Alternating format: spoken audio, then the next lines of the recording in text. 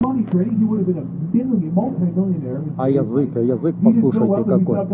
Fort Dearborn in 1803 to protect anyone who wanted to do some trading. Lose John Baptiste plunges sample. We fast forward to the 1830s. Chicago, stinky, smelly onions. We're a town. Woo! But we're a tiny town. By the end of the 1830s, the population of Chicago was barely 3,000 people. But by 1871, less than 40 years later, the population skyrockets to over 300,000 people. This leads us to the fateful night of October 8th, 1871, the Great Chicago Fire. Now, you might have heard the rumor, Catherine O'Leary, she walks out with a lantern to her barn, sets down the lantern, the cow Daisy knocks over the lantern, starting the Great Chicago Fire. Come on, Daisy, what are you doing? We know for a fact, that's a made-up newspaper story. We know for a fact the Great Chicago Fire started in Catherine O'Leary's barn. We'll probably never know how the Great Chicago Fire started. We know it spread north and east very quickly. People thought the river would stop the spread of the fire. The river was so dirty, the river caught on fire. The fire burned for 48 straight hours. The only reason the fire was put out was because luckily, and I mean luckily, a thunderstorm came into town. The fire was put out. We were able to assess the damage, and it was bad. 60% of the city is burned down. What is 60% of the city? To put that in terms you might understand. That's every single building you see on the tour today would have burned down in the Great Chicago Fire if it were standing.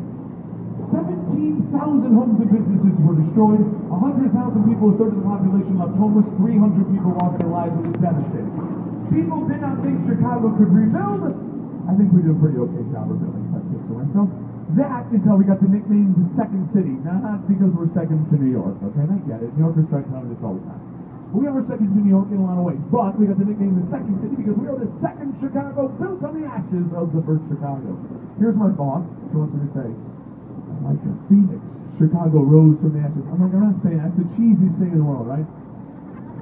But like a phoenix, we did rise from the ashes. I'm telling you, we rebuilt so well. It's a pretty good place. We were built so well that only 19 years after the fire, we were better than ever, so we needed something to put Chicago back on the map. We sent our best politicians to Congress to lobby for the World's Fair of 1893. We beat New York City, Boston, Washington, D.C., and St. Louis for the rights to this fair. A New York Times reporter was so bad, you could not believe Chicago beat New York for the fair. He called our politicians windbags from the Windy City. He thought our politicians cheated. They were blowing hot air in Congress to win the rights to the fair. That's how we got the nickname the Windy City. I know in a windy day like today, you're not going to believe it, but we did not get the nickname from our wind velocity. It's just coincidence that we are a very windy city. Now, the World's Fair of 1893 was a massive success. All 250 buildings were built on the south side of the city in Jackson Park. They were all designed by the famous architect Daniel Burnham. They were all white.